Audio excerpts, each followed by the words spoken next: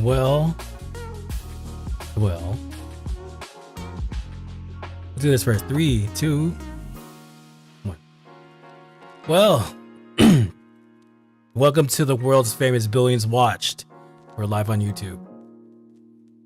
I know it's been a long time. So, my name is Joe Lobo. I am from Joe Lobo's Presents, and this is the Authentic Podcast. I know, it's been a long time. I think the last time we did a podcast was like, if I looked the last time we did one, it was about like a month and about 2 weeks now. So it's one of the things where, you know, I want to make sure that basically when I'm in the mood to do a podcast, then that's the time to do it. I never want to be in a position where I'm forcing myself to do a podcast. You know what I mean? Like, I don't want to be here and then try to talk to you about something and my heart's not really into it. So I always have to pick and choose, like, okay, when should I do a podcast? Like, when do I feel like I'm ready to do it? And sometimes, like, I do need to I do need to sometimes kick myself in the pants and say, let's go do this. This is what you're meant to do and you should do it. But, you know, life gets in the way. And then, outside of my life, and if you guys follow me on TikTok, completely different story. You know, basically I'm doing the singing there. I'm doing playing video games. And then lately, if you're not aware, I help moderate my friend. And I've said her many times here on this podcast, where her name is Maisa Girl, and she's a ghost hunter in the Philippines. I'll put something right here so you can see who she is. If you want to follow her YouTube channel, she's doing strong. She's about to hit 12,000. TikTok, she's at 400, almost 460,000 now. She's probably way beyond that, near 500,000.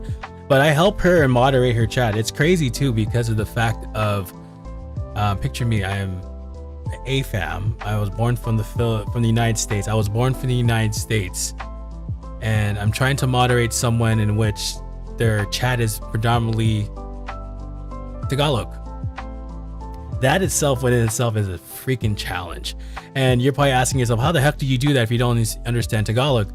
I mean, the best way, and thanks to technology, I use ChatGPT. So in the background, I'm running ChatGPT just to figure out, okay, I mean, there's certain words and phrases in Tagalog. Now, mind you, I am in the Philippines right now. I'm in Bohol. But what has been surrounding me, and especially like my upbringing, like, you know, my parents, they would speak the native tongue of Bohol, which is Bisaya. So it's Cebuano essentially.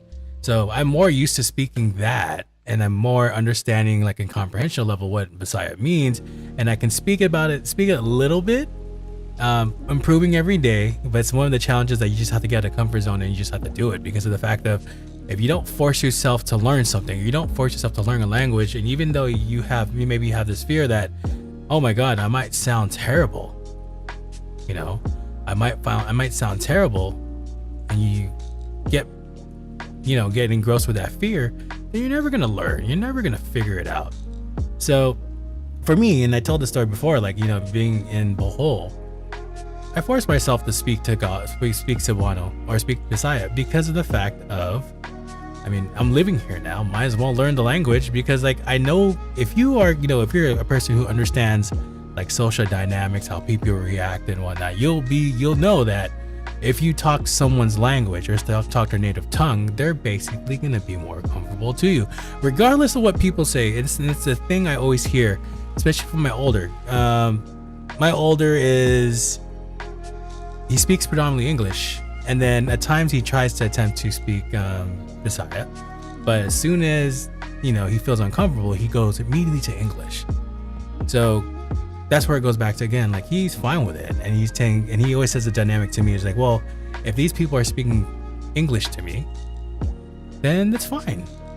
But what you do realize is sometimes when you speak a person's native tongue, you feel that connection when they open up to you and they realize, oh my God, I don't have to speak this English anymore because I just don't understand it. And now I understand what he means when he speaks my native tongue. Like, you can get more personal with him.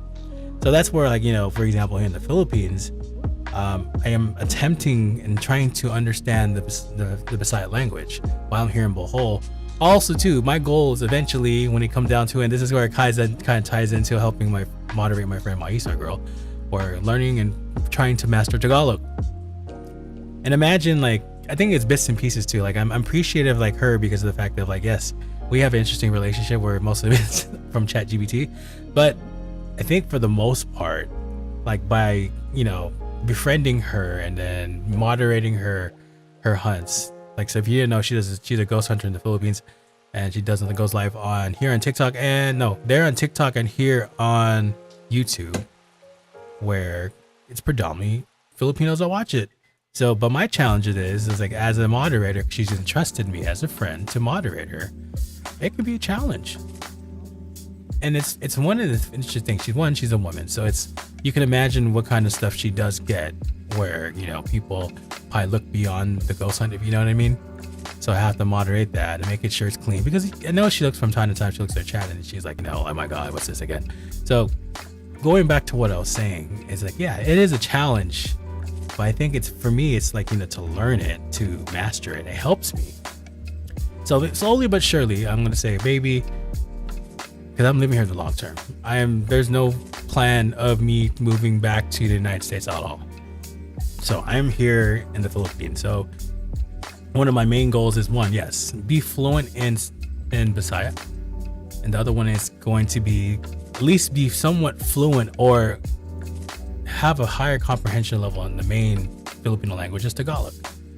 So yeah, so I've been doing a lot of that, moderating her, just helping her, you know, things where, you know, as a supporter of her, a believer of her, and there's a group of 6 of us. We do that also as well. And it's funny too, because the most hilarious part is like, I guess I'm very visible in there, if you know what I mean. So like, people always, if for example they get muted or they get blocked, it always goes towards me. And I think it's because of, obviously, like, I speak English, and I'm the most visible there, if you know what I mean. So yeah, so I've been doing that, and then there's just been a lot of stuff in, like, as in my personal life that we've been doing. I mean, again, I am an individual that lives in the Philippines, and if you didn't know from all these podcasts I do talk about, like, I'm an entrepreneur. So not only is my purpose project number one this, by at least going behind this camera, and maybe you're on Spotify, or maybe you're on Apple Podcasts, or maybe you're here on YouTube, or you're watching my shorts, or you're on TikTok watching my shorts and trying to figure out what the heck is he saying. Like, this is my passion project. This is something that, like, I would hope it's for those individuals who look at this, or they're going through something, or they need some clarification in their life, that maybe one day they find my podcast. And that's the main goal of it. And on top of that too, is just like, you know, we are trying to run a business over here, and it's always a challenge in the first, I think it's really the first official year that we're actually going full head steam. So it is uncomfortable, but it's just like one of the things that you just have to, I guess you can say, breathe it or live with it. You know what I mean? So that's also in the stuff that's in the playing the cards. I mean, I think for the most part, and I talked about this, and I think you're seeing the title of what we're going to talk about. It's just like, you know, having the fear part. And, you know, I'm going to try to at least talk about a little later, but I just want to at least talk about current events where I've been. But the main topic we're going to talk about is fear. Like, fear is among us, but it's one of the things where I feel that, how are you going to react to your fear? Are you going to react to your fear in which, like, it may force you to be comfortable, if you know what I mean, where you don't want to mitigate risk, you just want to be safe, and that's perfectly fine. If you want to be safe, then please be safe. But also, the other side of that is essentially, okay, well, I'm not going to be afraid. I'm gonna go run in front of this fear and see how far I can really go. And it's like one of the things, like, it's those things where it's just two sides of the coin. Like, what do you decide to do? What do you want to be?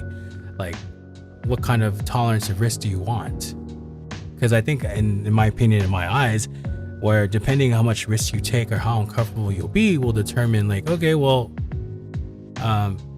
it could be that, and this is going in the perspective of, you have a certain purpose of why, like, going towards being comfortable to uncomfortable.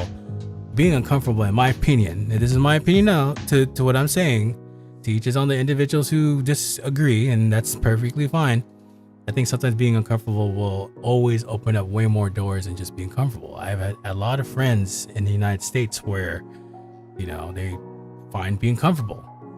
So I am 40 plus years old. So I've been in the corp world for 15 years. So I had friends who they would say like, oh, be prepared and do all this. Make sure your retirement set up, maximize your portfolio, because when you retire at 55 or 55 to 60, you're going to have this nest egg and have the time of your life.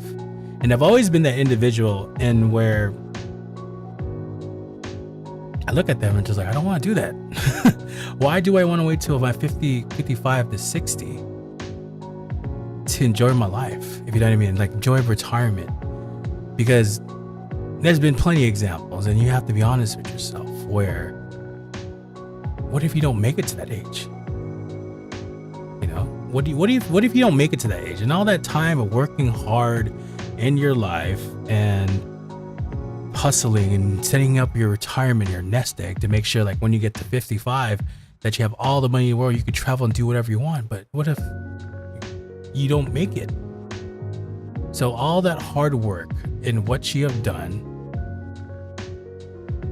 it just goes completely nothing. And just remember, and I always am a believer, we're just like, you can't bring that with you when you move forward. Any of that stuff, like for example, where the things you do on this planet, whether it's your accolades, the money you've manifested, any certain things that are materialistic to you, like if you bought, let's be honest here, if you had like an LV wallet or LV purse, or you have the nice cars, and like United States, talking in terms of the United States, of like you bought the Teslas, you can't bring it forward to the next platform, if you know what I mean. You can't. So this is where like you just like, and we're kind of talking about now. I know we're talking about what I want to get into, but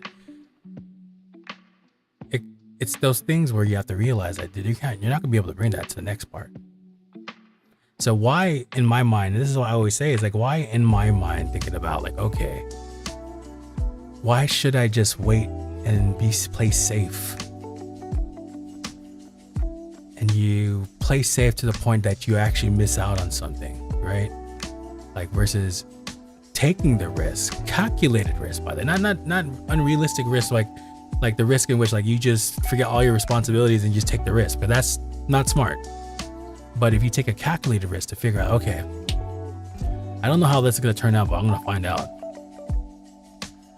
Or the universe is like I'm talking in my terms.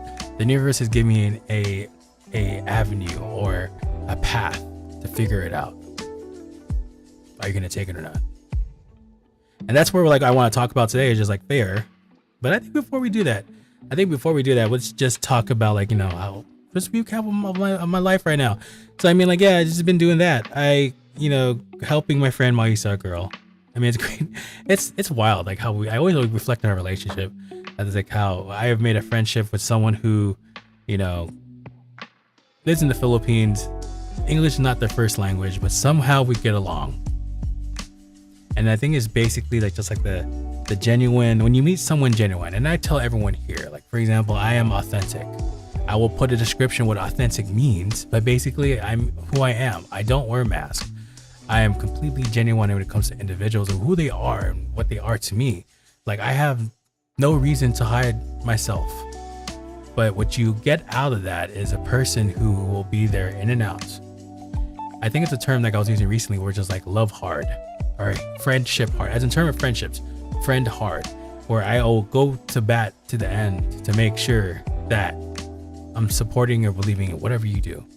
And that's the main thing of is like gaining my trust and everything. We're just like, I will do that because I'm a friend. That's what friends should be doing in the sense. Like, yes, some friends can compete and that's fine and everything, but it's just like, it should be, in my mind, it should be, if you're competing with your friend, it should be in the sense where it's just like, you're trying to up level each other, as in like you're working together to get better. So when I think about that as a friend, term of a friendship, basically like I'm going to make sure I'm going to be there. I'll make sure I'm present. The main thing of my terms, and when I talk about being a friend, is a consistency. Like the consistency, for example, like as in doing the same thing you do every morning. I kid you not. There's a handful of people I do this right now. I say good morning to them every day, regardless of what the circumstance is. If they're my friend, I'll say good morning to them, or good evening, or ask the courteous questions of, how are you doing? Like even though like I think sometimes I get this feeling, and I get worrisome, and this is where my friend called it out. It's like, you think too much, and sometimes I do. That's one of the things I deal with is like sometimes I think of variables in my mind that where like I'm just like, am I doing too much? Am I talking too much? Like goodness gracious, like the many variables that run to my mind is like, okay, well, shoot. What's going on here? What's going on in the circumstance? Why I'm not getting the response I'm getting? Blah, blah, blah, blah. Is something really going on? Like that's my mind going 1,000 miles per hour. So, and thank goodness that I've found an avenue where I can help mitigate those solutions, which is meditation. If I weren't meditating every day, I'll be honest with you, it would be so much of a freaking damn challenge to go through this life. Like all this overthinking, and it's funny and hilarious when my friend mentioned to me, like, man, you overthink so much. Stop. I could see in your eyes. And it's funny because like they were talking about, like, I think I was talking to them yesterday, so I could see in your eyes, like, you're thinking too much. Stop. And it's just like, for things like that, I mean, I think it's just, for me, it's just because of my past, right? Like where, you know, I want to at least make sure that I show who I was, because back then, where I wasn't this individual now, I've told you this, and I'll talk real quick. Super duper insecure. I was afraid of who I was, but I would lay down to people because of the fact that, do I want to lose a friendship? Now it's a little bit different, where it's just like, I can give 2 fucks if you like me or not. It's up to you.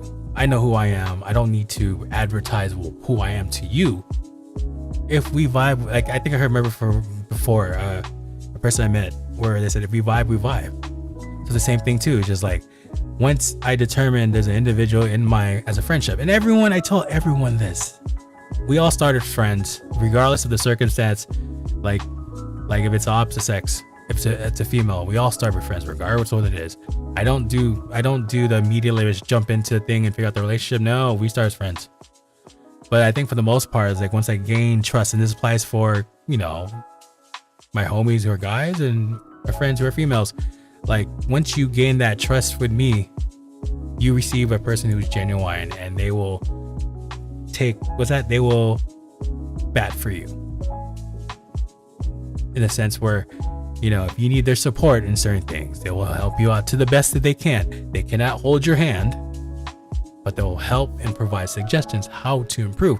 Like even especially with my content creation friends, where they're asking me, like they're not even asking me about feedback, but I tell them, I was like, hey, I feel like you're gonna do better if you do this, or think about this way, or think about that way, because of the fact of I'm going to perspective that I want them to win, or I want them to win even more.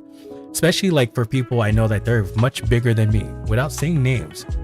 I always tell them, like, look, I'm in a position to like have them improve, because of the fact that like I can see, as a person who gains their trust and they see the vision of what they are, their purpose of who they are, I can see how far they can go. And whether or not I am an individual who is an expert in what they're doing, based on what they tell me they do or what I see they do, I will provide the suggestions that I think will work. And maybe not. And again, it's totally based on choice. They can take my opinion and go, Joe, whatever. you're out of this league. Or the genuine ones that you do find where they actually take it in. They're like, I think Joe got a point. And it's happened to people where just like, you know, and I have to take it back to like situations where I've told people, like, you know, especially when I was on TikTok, but predominantly in TikTok, when this podcast lived in TikTok, where I was telling people just like, yeah, think about bigger than TikTok, because what if TikTok disappears? Yeah, what if TikTok disappears? What are you gonna do? All those partnerships or all those relationships you build on TikTok, which are based on TikTok, you lose them all. So what should you do? You should think bigger than TikTok. And I've always said that in the beginning, which is like, spread your wings and fly, because of the fact that you don't know what is out there unless you put yourself out there. It's just like me when I talk about it multiple times, where like, yeah, I'm on many platforms, as for example, like, you know, Spotify, Apple Podcasts, TikTok, YouTube, Instagram, 5. So who knows what of how far you go. But it's one of the things like where versus you putting one thing in the basket, and it's perfectly fine if you put one thing in the basket. It may take a little longer, but if you put your hands in other baskets as well, you might have another chance to find more avenues where maybe you're gonna thrive more, or maybe there's one specific where you're like, oh goodness, I didn't pay attention to this. I need to focus my efforts over there. And I've said this to I've done this to one of my friends where it's just like, I see the potential in them, where it's like, wow, my goodness, you are doing so great, but I think you should do here because I see what you tell me and you're not getting your full potential, if you know what I mean. Full potential of what you can possibly get out of it. So it's one of the things someone who puts so much 1,000% input and then the output they're getting as in what should be expected return, let's be honest, revenue. If it's not matching, and it's just you gotta think about this stuff. And this is where I see that where a person works so hard, and thank goodness now this person's they're finally reaping the rewards of what they should have got from the beginning. But I think for the most part, reaping the rewards of your success, and sometimes in the beginning, yes. And this is where most people where if they don't see the success up front, they will probably quit and say, oh, fuck this. This is not worth my time. Why am I going to waste my time? But versus the person who just keeps on going. Even here on my podcast, right? Yes, I have 42 subscribers, and some people may think, oh my God, that's not enough, man. You should just quit already. But what happens if for example, the next podcast you do or the next short that you do just goes viral and then you just stopped? And that's what I'm saying, right? It's just you just have to keep on going with your stuff and your content. But going back to again, spreading your wings and fly, getting your options. I always want to influence my friends to do better. I always, when I see the potential in them, for a sense, so I see what they can do, I'm gonna provide my suggestions. I'm gonna say hey, I think you'll do great here. I can do this and that, because at the end of the day, people are meant to do so much better. But sometimes it may need support from their circle to tell them how to look at stuff or how to deal with things. Yes, at the end of the day, and this is the same thing I always talk about as well, at the end of the day, people can tell you so many opinions of what you should do and this and that, blah blah blah, whether it could be some stuff you shouldn't do this and blah blah blah, or it can be the stuff where maybe think about this. Okay, this may not be your cup of tea, but have you thought about doing this? At the end of the day, I want those people in my circle where just they're giving me feedback, giving constructive feedback to say constructive criticism. They're giving me constructive criticism to say hey, think about this. Maybe you should do it this way, blah, blah, blah, blah. Versus, individuals who are going to basically tell you something in which there's fear. You know what I mean? There's fear when they're in their mind where just they're telling you based on their own fear to say, don't do it. And this is where you have to make the choice of okay, well, who do you want around you? And that's where it always ties to the people without saying names of who they are. Where some people I see, for example, they take the information from individuals who don't even understand them or don't believe in their product, and then find out that it kind of turns their purpose to nothing. It turns their purpose to dust because they listen to people who didn't believe. Versus the situation where I'm doing to my friends, we're just hey, think about this, doing this, and then whether or not basically they take the information. However, you see they're doing things and they thought about it. So this person thinking about she's on one platform. Okay, let's talk about it. What are you talking about? She's super duper strong. If you go to TikTok, she's almost 500,000. But I went in her ear and I was like, hey, think about this. You probably should go to YouTube. Focus your efforts on YouTube. You know why? Because I think the monetization is gonna be a little bit better, and your reach is much, much more. Yes, in the Philippines, if you're familiar with the Philippines, TikTok is really big in the Philippines. The problem with TikTok, in my honest opinion, only way you get monetized is through the gifts. So in the United States, for example, I think once you hit a certain follower count, which is 10,000, you start getting to monetization. You get into monetization. What does monetization usually be? Is like the ad revenue to receive on your videos that you post or things you do or whatnot. That's not in the Philippines. So what I mean by that, so what is the other side of avenue or revenue from that? In the Philippines is people going gifts. So I don't have to describe, and you probably know this, I don't have to describe what gifts mean, but basically it's another income generator in the Philippines. There's also memberships in TikTok, but it's just like, depending on who you talk to, who can afford it. And majority of the people can't afford the super fan, as you could say, for TikTok. So now going with this situation where, like, you know, thinking about YouTube, where it's like, okay, well, yes, it may take time to make so many millions of dollars, but however, it opens up. That's another thing. That's another thing too. It's just like it opens up other avenues, in my opinion, when you're on YouTube. So like, yes, you have, like, you know, they have you can join the fanship or whatever, and then and then you get the ad rev money, the ad rev from your videos and whatnot, or whatever you post. But the thing is, like, you know, it might be small and minuscule, but imagine how big the person will get. Like, for example, Moisa girl, she's probably going to grow and get to, I believe she'll get to 100,000. That is how big and how much her growth has been for, like, at least, like, think about it. Like, I think like a month ago, she was literally like a month and a half ago, she was literally at 5,000, and now she's near like almost 12,000. So in my mind, I believe it's just like at the end of the year, she's probably gonna be much, much bigger, where like, it's like, not only are you gonna get the better revenue out of it, and also to the people who send super fan chats, super chats, or the revenue you might get from videos, it's probably bigger. But what's most important is the building of maybe sponsorships. I don't know how it works for like TikTok, for example, the sponsorships, but like sometimes I see that it's based upon if you join a group or whatnot, because most of the time I see that, because like I'm growing too on TikTok as well, and I'm starting to see more and more of those where like people are just coming out of the woodwork and just asking them. However, you gotta be careful. Most of those are fucking scams. But I think here, once you get to a certain point in TikTok, depending who you talk to, and this is where also too, it's a network vehicle. There's a networking vehicle as well. But this is where I have to open eyes to her, which is like, okay, well, look, this is where you have to think about it. We're just like, okay, maybe you should focus your efforts here. Maybe you should do this. Maybe you should do that. And like, yeah, to end it short, just like I appreciate when people take my guidance. And sometimes it's just like, yes, if you never dealt with a genuine individual like me, you might get irritated, and that's fine. But the people who actually realize my saying is legitimate, or my saying at least genuine, in the sense where it's just like I'm looking at the benefit for them. It's amazing when you make those connections with people where just like they really, really understand what you mean. And this is where, like, sometimes for my overthinking, sometimes where like, am I sharing too much information with you, or am I doing too much where you may think I'm, instead of just, you're probably thinking I want to be more of a friend, if you know what I mean?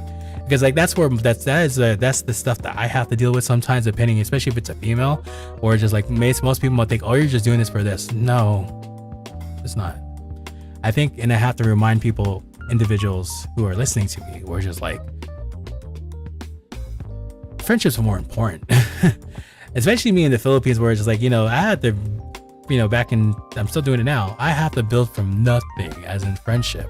And one of the first things I did was like, you know, join TikTok. And then somehow, some way, I built a lot of friendships on TikTok. So most of my friends are digital, but it's okay. And especially too, like in the Philippines, especially where I'm at in the Philippines, and behold, like I'm slowly building a base too. My brother's thriving. The thing about my brother can just talk to anybody, regardless of who they are. I think for me, I can do the same, but I think what happens to me when I talk to certain individuals, I go to being observant, where I'm looking to think, okay, just look at the situation, assessing who it is. Because I think sometimes for me, I have issues sometimes where it's just small talk. And it's just like, yeah, small talk needs to happen. And sometimes you have to do icebreakers and all that. But like, what really drives me to get to know individuals is see how they can handle deep conversations. So when they can handle deep conversations, and then you can see their worth, or see what they're about, see what their past is, that shows a lot about them, and it shows who they are, and it shows like what's important to them and what's not. And then I'm not trying to say that, okay, shit, we're gonna have deep conversations every day, because man, that's gonna be so freaking, I'll be honest, at some point it can get boring, and it can be like, it can probably be hard to keep on going. But what I'm saying is just like I always appreciate individuals where they can handle conversation, because you get to know a lot about somebody.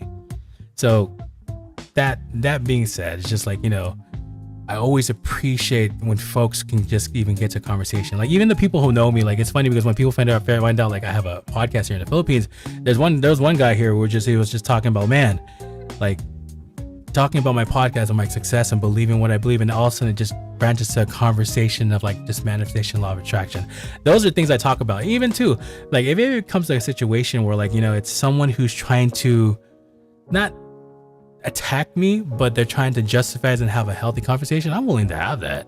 Like even if it's something where like, okay, I don't believe any of your stuff with law of attraction, home mumbo jumbo, I'm religious, I believe this faith, I believe in that, and then we have going back and forth, sure, but it has to be friendly. Because I always say that, like, you know, people can agree to disagree at the end of the day. Like you may not like what I say, but this is what I believe in, but to each his own. That's up to you. And what I tell you is like, you know, you're free to believe in what you want to believe, whatever it has built you, your structure to what it is now. Again, mind you can always change your structure based on your experiences. But if you're completely finding who you are, then what am I going to do? Why would I? What is going to have me? What am I going to do to you to change? We're completely fine. So like, teach his own. So like, this is where like, you know, for friends, and I think we're talking kind of go off tangent, but like this is the per meaning of me. It's just like I friend hard, and sometimes I worry that when I friend too hard, it might distance people away from me because they say, wow, this guy's intense. But the ones who actually can take it, and I've said there's plenty a handful of people I ran into, it's just like, wow, this guy, he's amazing. And this is where like, you know, that going batting for people and this and that. Like I will bat for anybody until it gets to a point of this. And I mentioned this plenty of times. I'm what you say 100-0. So what I mean by 100-0, I'll go, once you gain my trust, I'll go for bat for whatever you do. I believe. And once you tell me what your passion is, I will probably more likely believe in it. If it's something legitimate, if it's fucking silly, then okay, I'm gonna laugh at you. But if it's something that's an actual passion, I see what you're doing, you love what you're doing, then that's where I'm gonna encourage you, man, you should think about this or do this. I take an interest in you. But as soon as it's something where like I find out like, okay, you're not being authentic with me, and I'm being authentic to you, I'm being genuine, and I find out that you're not being as genuine as you are, or you're saying things mean about me, and I find out, that's where our relationship probably goes sour. We'll probably go to zero. And what I mean by zero is like I totally disconnect. I do. I totally get some disconnect. I think it's my mind because of my previous life, where it's just like previous life. That's what. And before I got to this point I am now, where I was super insecure and blah blah blah. Now I'm just like who I am. I just know who I am. When the meaning of zero is basically I just disconnect. I don't have time to deal with people who I can't see eye to eye anymore, or individuals where you lost my trust. I can't, because of the fact of just like I don't have time for that. And just even especially at my age, and I think I realized this, like, and then the older you get, and this is probably for everyone else, the older you get, you're more selective in your friends. You're more selective of who you want to be around with, because of the fact of you don't have time. You're busy doing your own thing. And sometimes it's even better where it's just like finding people who are the similar nature as you, because it makes it so much easier in like, especially in conversations. Like it's hard. Like my brother, for example, again, my brother can talk to anybody about who they are, regardless of what they believe in and who they are and what affiliation, what gender identity are. He'll talk to anyone. For me, it's just like, it depends. But just like, that's why I'm like, so I think it's also too, I'm just selective and just making sure like, it's like, okay, is this person of value? Is this someone who I can learn from? That's the most important thing. Can I learn something from you? Can I learn something in which like I will take it and just like, wow, this is amazing. I want to know more about this person. Wow, this person has an amazing gift. Okay. Like actually, like for example, like me, like just having a purpose and why, just be like, okay, this guy's going in the camera and talking about his podcast and doing all this stuff. Like he's going something he believes in. And his main thing is like to find individuals who are going to find his words and be like, wow, you changed my life. And that's one of the things where I like, it's just like that stuff. But going back to the zero thing, just like since I don't have no time, I just disconnect. I don't have time for you. You basically meaningless to me. You go to dust. hate to say it. And that applies to, and I have to tell it to people, even the ones I'm close with, like the friends who gain my trust, and I tell them like, this is gonna happen to you, or maybe you do it to me. I don't know. But the thing you have to realize, and I always mentioned this before, is just like, you're gonna run into situations where like, friends come and go. Given the circumstance of if you are changing your perspective of life of who you're gonna be, you have to understand your friends are may change as well, because those friends who were at a stage of your life or a thinking set, they may not like what you believe in now, and you'll see the dynamic. You'll see what I mean, where like things don't necessarily jive together, if you know what I mean. And it's just like you might see the disassociation from them, and they stop being your friend maybe. However, there are situations where you are going to find individuals and friends where like they have somewhat of a similar alignment to you, whether it's spiritually, whether it's they believe the same way, the same personality dynamic, or they're doing kind of something similar to you. You'll be surprised like how many people you're going to find too. And those are the right individuals at the right moment in time where they're going to help uplift you.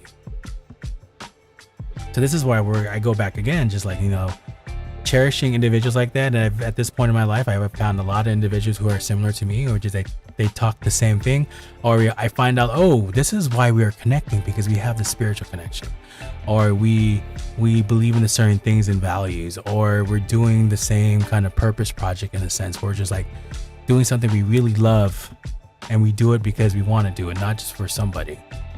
So like, for example, my podcast, I do this podcast because I love doing this, and hopefully one way or another someone will listen to this and they'll be like, realize, wow, something about this guy has made me change. And that's the thing I get out of this. So like, that just like sometimes like, and going back to the friendship dynamic, it's just like I always think in my head is like, am I doing too much? And that goes with the overthinking, and then it's just like, it's sometimes I think in my mind, I just trying to want to be the best version of myself to individuals, but just like the same way, like that comes in the way where it's just like, okay, am I doing too much? Am I doing this? What if I said this? And I always am an individual. If I have a conversation like in a chat, and I always review what I say, just trying to make sure that did I miss something, or did I say something in the wrong way, or do I need to clarify something? Did I miss something in the conversation? I always do that to all my conversations, because I want to make sure like I'm thorough, because what if there's one certain thing I freaking missed, and then I realized like, okay, there's probably something that person was asking me to do, or they're getting feedback and I didn't pay attention to that. And it's just like, man, and this is where the overthinking happens, where it's like, oh, they're probably thinking in their minds like, oh, I can't trust this guy anymore. I can't ask him this question. And that's like, well, I don't want to do that. At least if like we've gained a level of trust where we believe in each other, and we're at that level where you can show me things, or I can give you feedback. Like, I want you to be open with me at the end of the day. So like, this is where like, for example, like trying to be as transparent as possible, you are being genuine as you can level out who's going to be in your right side or not. And this is where you determine, like, at the end of the day, okay, who's the right people you should talk to? Who are the people to hang out with? When is the right appropriate time to even talk to them? Just like, even like, for example, today, like when we went to lunch at a nearby restaurant, and it was for one of the friends we know who owns it, where they're leaving back to Lithuania, and we wanted to stop by and have lunch at his restaurant. And then here's my brother. I can see my brother. He was just talking 500,000 miles per hour. And then for me, I was just like observing, seeing what's going on. Like, I'll put my input here and there, but just like, that's usually me though. I think for the most part, it's just like, depending on the circumstance, like I will put my input when it's needed.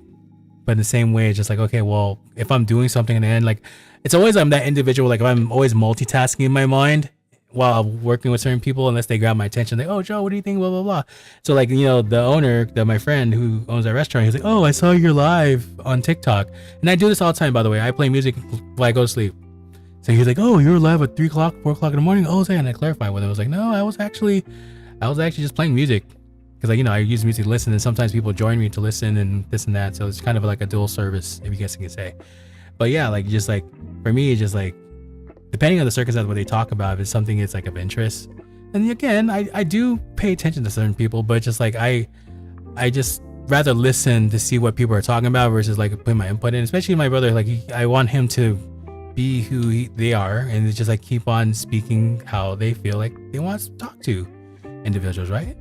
So that's like an example of my brother, and it's just like, you know, this is who, like, for example, how I am, in the sense where just like I always in that situation. I overthink about friendships and whatnot. Just like, am I doing too much? And then this is where, like, when I review certain conversations, and then it runs in thought in my mind, it's just like, okay, what did I do now? Why this person? Why did I miss something, or did I did this and that? And I think it's because I friend hard sometimes. It's not about I friend hard. So anyway, just like that, you know, when it's for me, like when it comes to me being your friend, you're gaining my trust, in the sense we're just like, you know, we are now friends, and I'm as genuine as like, B, I'll take the bad for you. I'll do what I gotta do to, you know, make sure that at least, like, it's like that thing in the sense where, like, how can I say this? Like,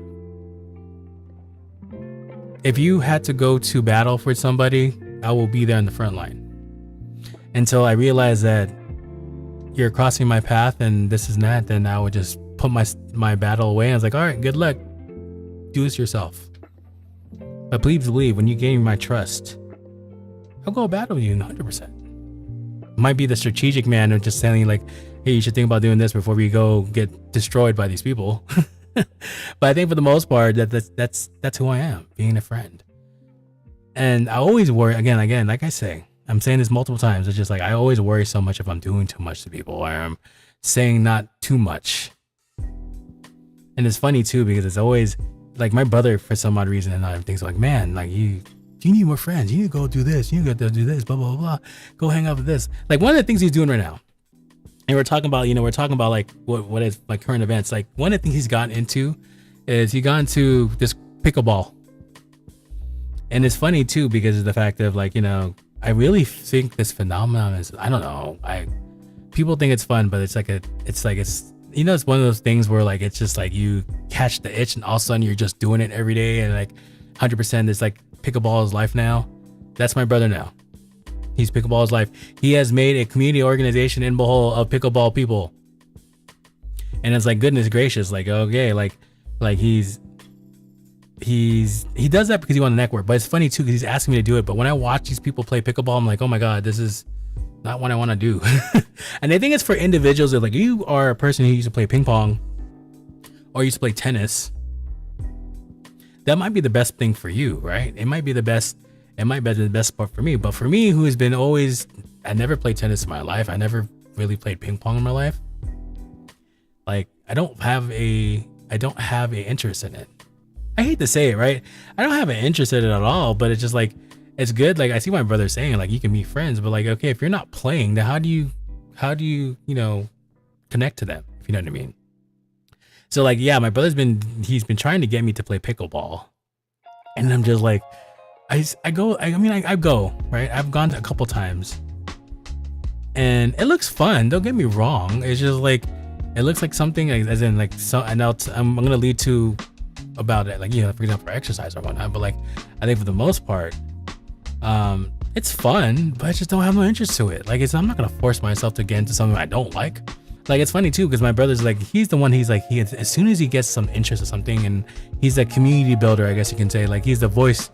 I think, like, I feel his ultimate goal here in the province of Bohol is to be the voice of his community.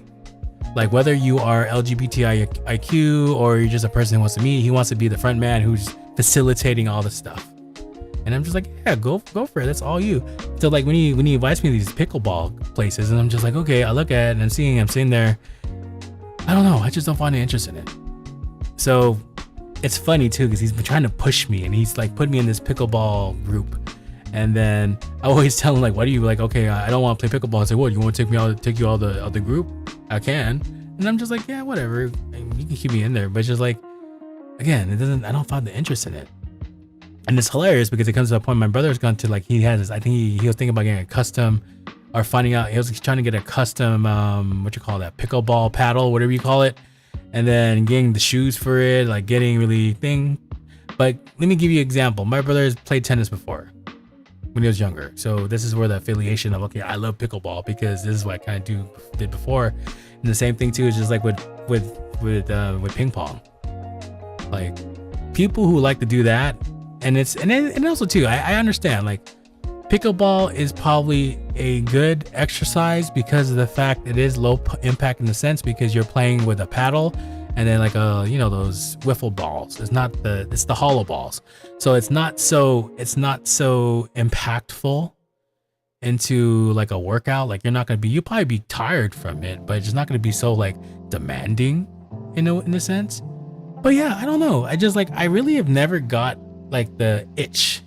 And I think it's hilarious because like I remember seeing it back when I was living in the United States, where I see people even on YouTube, I see all these people, these influencers I followed on YouTube, and like, oh my god, we picked up this sport called pickleball. Oh, it's so amazing. Wow. And then like coming here to the Philippines, I see the growth's happening again for pickleball. It's just like pickleball this, pickleball that. Like, oh my goodness, like even like my brother's friend, he's taking advantage of it. He's building pickleball courts. Because of the fact that the demand is so high in here in Bohol, especially in the province of Bohol, like the demand for pickleball and people where people want to play and whatnot, it's going crazy. So, but I don't know. I just can't find myself and affiliate myself to that. Like I don't find no interest in playing pickleball. I think part of it too is just like, yeah, I think my hand-eye coordination is good, but just like I feel like I'm gonna miss it. I think it's probably too. And it's hilarious too because we're talking about fear. So maybe I have a fear that I'm gonna look silly. But I mean, at the end of the day, just like I don't find no interest in it, and just like, why would I do something I'm not interested in? And this is the main thing as well, right? Like, why would you put yourself in a situation where you don't want to do something? And let's be honest here. I'm talking to you. Let's be honest. There'd probably be situations where you're just doing it just to do it, but do you really love doing it? Let's be honest with yourself. Like, are you really liking what you're doing? Probably not. It's the same thing as like I'll reverse back to my corp career.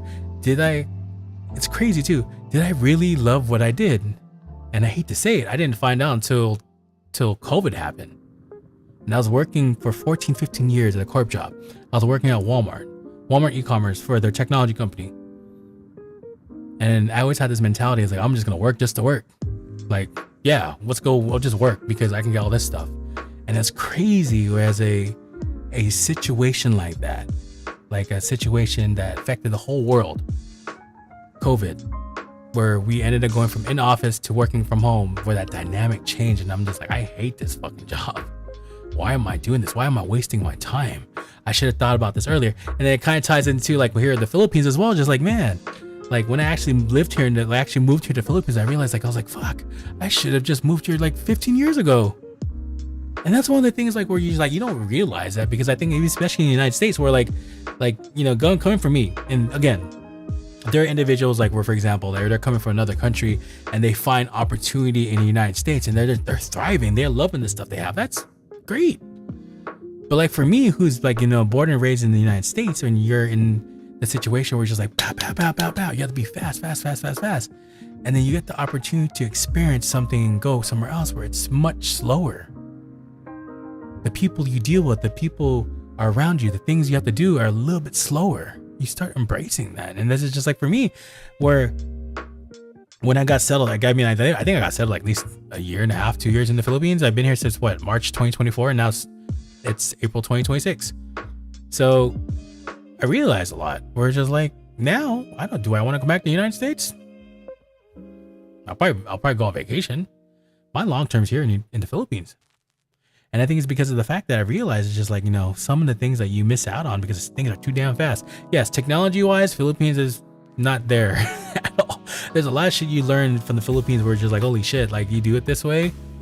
Or it's like, oh my God, like this is how they drive over here. But like once you get over that piece, or once you ever go over, even most importantly, like the certain conditions in life, whereas like it's too, like, we're in a tropical country near the equator. So it is a little bit hot sometimes. And then also too, like your immunities to like the water itself can be a little bit challenging. But it maybe just takes like a year. If you can hang out for a year, you should be perfectly fine. Now we're okay. But like going back to the pickleball thing, right? It's just like, man, I never found the interest. As much as my brother tried to tell me like, yeah, you should try this out. You might love this. You might love this. And this might be the best thing ever in your life that you go on. I didn't. So now transitioning over to, and this is kind of what I've been doing lately. Before 2024, and I'm going to preface too, before I even go out to the Philippines, there was a point in me, before I was in the Philippines, I was an individual who was working out hard. I was literally working out 6 to 7 days a week. If you don't know what this is, and maybe you probably do if you're in the United States, I was doing Orange Theory Fitness. Oh my gosh, Orange Theory Fitness is freaking amazing. Or it's just like, it's a type of workout where yes, they have their own scientific way of understanding, okay, how you can burn weight faster, how active you can be, and how optimized your workouts are going to be. And it's all based upon like a transponder that you wear on your wrist or on your shoulder, or somewhere on your arm.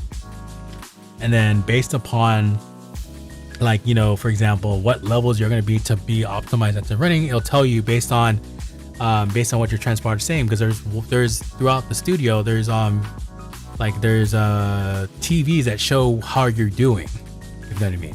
But I think most importantly is just like, I was doing that, and like those workouts basically included a 1 hour class. That class had like, for cardio was either rower and treadmill, and then the other half of it was like strength and plyometrics. So there was weights on the ground, but body weight training, etc. So like I was doing that for almost like a year and a half, and I was like the most fittest I was in life.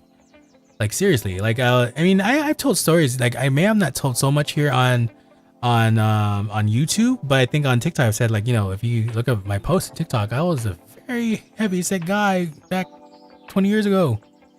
So for the most part, it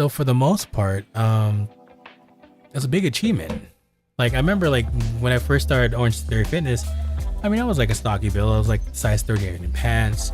But like through dedication and like, especially too, what's important too, even though I'm gonna tell you, be honest with you, if you're working out, you have to make sure you're eating right, because if you're not eating right, then your workouts are gonna go to waste. Like it's gonna be like the situation where you're treading water to keep afloat, but you can't, because the seas are getting super duper crazy. So you have to think about your food as well. But this is when I was like at the high times of me making sure I was eating right. I was doing intermittent fasting and keto at the same time, and I was working 6-7 days a week. And then people were like, "How the fuck do you working 6-7 days a week?" On like the days I wasn't in the gyms, I was walking. So those are what you call quote unquote active recovery days. So I was just walking, but I would walk almost like 5-10 miles, and like in the Philippines that's like 10 kilometers. I used to do that. And then also too, what would also be helpful, because of the comfortability of the things of access in the United States, I would go to like these wellness centers that will focus on healing, I guess you can say. So basically, like there was like a nearby place I would go where they have like those bags that you can put on your legs so that it can regenerate your legs. So I would do that once a week, and they're like, oh my god, like coming from like turf, like super duper sore, and you're coming out there and like, oh my, you feel like you're brand new.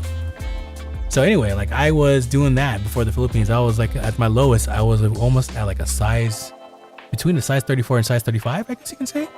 So I was really fit. And then Philippines came. We made a decision to move to the Philippines. We moved to the Philippines, and like, yeah, I still remember this day when I arrived in the Manila, where I was doing push-ups. And like I was still like in the fitness journey, and I was doing push-ups, making sure I was fit, blah blah blah. Like I was still, mind you too, like before I was going to the Philippines, I was gaining a little bit more weight because of the fact that I was busy doing too many things. We're working on rebuilding our house to get it sold, and just like, some things happened. But besides the point, I was still fit. And then got to the Philippines. I tried to do my workouts, and it was difficult because of the fact where we first lived, we were up deep in the province. So we're away from the city, or at least for an hour and a half for where we live now. So resources as in like what you can eat, or is there a gym that you can actually use, we didn't have that. And also to the food availability, oh my god, if you live in the Philippines and like everything tastes awesome, like everything that involves carbs tastes great. And that's what happened. Just like life, like priorities a little bit changed. And that is where also too, like I was going through the position of just like finding myself through my podcast, and also on TikTok, like, the health the thing I was doing hardcore in the United States, it kind of went to the wayside. I mean, I was still doing like intermittent fasting. So I was still doing intermittent fasting. So right now I do intermittent fasting from like 12 p.m. to like maybe 7 or 8 o'clock. So I do at least 16/8. Sometimes I can go 24. So 20-hour fast, 4-hour eating block. Depends. But like, yeah, I gained a lot of weight. And it was a situation where just like, it looked like at the point, and I told people recently, I was like, I feel like I was a rooster. Where, your legs are super small, but your belly's big, and it was wild. So going forward to that, that's where I was before. Like I even tried like to work out in the like where I was in the province, and it was cool and all, but it's just like the drive, like the stuff, the ability, the way to eat wasn't there. So that was the hard part. But like when you get thrown with lots of food, man, like even natural tasting food, I'm telling you, I kid you not. If you're from the United States, you have to agree with me. If you go to another country, like for example, the Philippines, and you taste the food, oh my God, it's miles away difference. Because like, I'll be honest, in like United States, they put the wildest shit in their food. The preservatives they put in to make it look bigger, or look nice and look beautiful. Versus like in the Philippines, like it's more likely gonna be a little bit more fresh. And this is like the freshness of the food. And I kid you not, like I feel comfortable eating McDonald's and KFC here in the Philippines than what I would do in the United States. I would never touch KFC or McDonald's in the United States because it gives me, oh my God, like it will give me, I don't know about you, but it gives me weird stomach aches. Here in the Philippines, the quality food's different, even for fast food. Like I feel more comfortable eating fast food here. Now, okay, let's talk about where we're getting to. So recently, I've always been trying to fight because now I live in the city. I live in like, in Tagbilaran, specifically I live in Panglao Island where, it's all the touristy stuff. So for the most part, we have the facilities to do stuff. Now there's abundance of places you can go where if you want to get a salad, you can get a salad. You can go to places in which it's going to accommodate your health and wellness, if you know what I mean. So like since then, I've always been trying to find a gym, like, just trying to find a place to work out. And it's just like, it's been a challenge. Like I kid you not, there is a place that is down the street from me.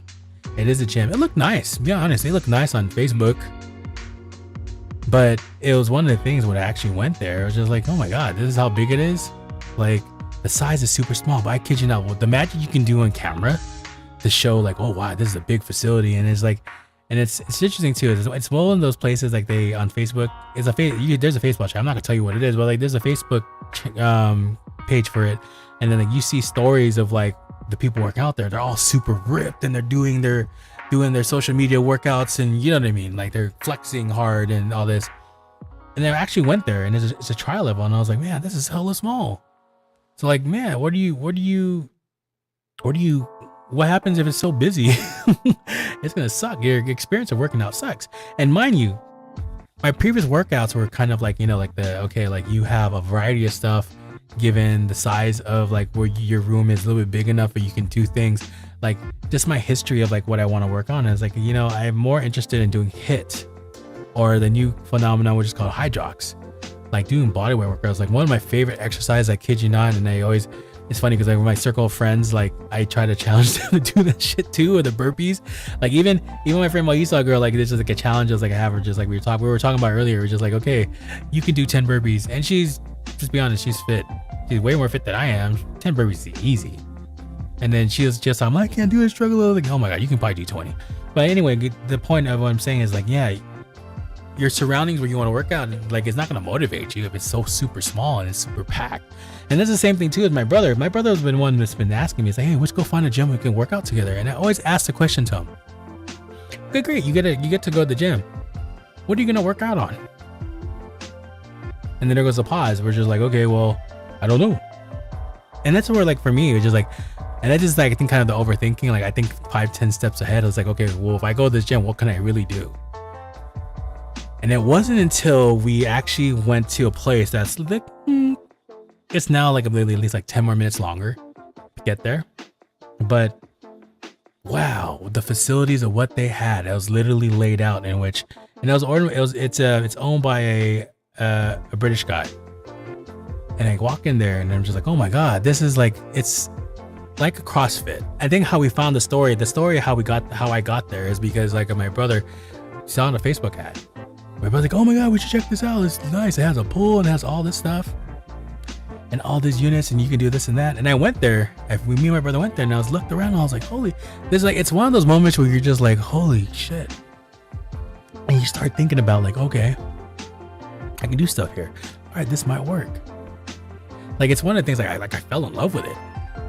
And then like, tie into what I learned before. Like, for example, like the difference between me and my brother is just like, he probably need the instruction from some telling him like, okay, you should do this, versus for me, based on my previous experience of what I've done and what I feel is effective exercise. I'll be honest, as much as I fucking hate the exercise, burpees is like the best exercise ever. Even how huge I am, even though my technique, it looks really bad right now, I'm still gonna do burpees. So going back to this place I went to, I was like, oh man, they had a full layout of like, it's artificial turf. So I think it's about 50 yards, about more or less. So like here in the Philippines, as in like the different measurement, it's what, 15 meters, 12 to 15 meters long. And then they have a squat rack, and they have like basically dumbbells, kettlebells. They have the weighted bags, they have medicine balls, they have they have a sled, and they also have battle ropes. So I gotta implement that. That's where I fell in love with it. I was like, holy shit. And then mind you, they have a pool. So they have a pool, and then they have a place like they have a bar where you can get food. So like what this place is termed as here in where I'm at in Palm Island, it's a fitness resort. So like people actually go there. I mean, I think it's like, when I was talking to the owner, he said there's like 1,000 pesos per night, and that's super cheap, but you get the amenities for it. But for me, I don't see so many people there, but for me, like going in there, and mind you, the cost per month, yes, for individuals who can't afford in the Philippines, I would understand that it's too expensive for you. But like for me, who it's a little bit, there's more flexibility for me, I guess you can say. That's a bargain. For a monthly charge of 2,000 pesos for what you're getting, a swimming pool, you're getting a full access to a gym that you can do if you put. And I'll explain what I do. You can, there's a lot of outlets of what you can do there. There's a lot of possibilities you can do there. So, and on top of that, the food you can get, and it's basically, even though some of my friends don't believe it, like the type of quality of food that you can get and eat is gonna match the workout. It's healthy food. So for the most part, like I fell in love with it. And then how did I figure out my workouts? I asked ChatGPT. You know what I did? And I basically, one of the key things I saw, like for example, like I think Orange Theory Fitness is doing this now, Hydrox. I wanted Hydrox inspired HIIT programs. How did I figure this out? I asked my friend ChatGPT. What I basically did, I kid you fucking not, I took pictures of the squat rack. I took pictures of every single equipment that was there, even the boxes they had. And I told ChatGPT, here's my intention. I want to do this. I want Hydrox, and bam. Here's a workout you can do from end to end. And since then, shit, I have a full exercise workout that I follow. I mean, if you want to follow me, if you're awake, you should follow me and look at me on TikTok, because I do it live. But I mean, for the most part, just like I came to a position where it's like I fell in love with it, and it's just I have this workout I'm doing. Yes, the thing with working out, if for example, if you haven't done it for a while, it's gonna be freaking challenging. It's gonna be sore, of course. Once you get over the sore, then you're perfectly fine. But man, I fell in love with it, and it's funny because of the fact that one of my friends has mentioned, it's like, oh, for the short time they known me, she made a comment where just like, wow, when you get into something, you get super focused. And I'm like, yeah, I do. So like for the past 2.5 weeks now, I've been working out. I work out back slow grind to where I'm going back to the workout of like just like at least getting 5 days a week. So like I try to, obviously I'm in my 40s. So I always pace myself where I feel like, okay, if I'm doing too much, then I need to slow my ass down, which I do. And this is where like I ask ChatGPT, okay, this is what's happening. I feel a little sore. Let me just change it up. And then I get solutions. So like, that's the thing about ChatGPT. If you're not using ChatGPT and you're talking to it like as a friend, you're missing out a lot. Like if it's amazing how you can, like for my sense, ChatGPT is like kind of a fitness coach where he's telling me, okay, do this. Here's examples what you can do. And just like how far I'm going with it. And then also the byproduct of this is just like, eating right. I'm so grateful with like meeting the owner, and the guy who owns it is a British guy. like he has a layout for food. We're just like, okay, well, we cook it this way. This is blah blah blah. It's specific to this. Oh, depending, like even I asked him the first time when I was working out there, he's like, okay, well, I see what you're doing. You should get this protein bowl because you worked out hard. And I was like, yeah, I did. And then since then, it's just like what usually happens. I'll come there and work out for the past 2.5 weeks. I would come there work out like around 11:30 to 12 o'clock. And I'm literally not done until maybe like almost near 3 o'clock because I work out for an hour and a half, going through my program in that ChatGPT is giving me, and then it's an hour and a half, and then basically from there I will eat and that's another thing too. I fast. I'm fasting when I'm eating. I don't eat until after. So like basically I'm burning in negative until I actually go over there. So like basically get it from 1 o'clock and then like 11 to 12 o'clock, and then I'm done by like almost near 3. So that's what's been keeping me busy right now. It's just like finding that internal fire that got me super fit before, and I'm freaking excited.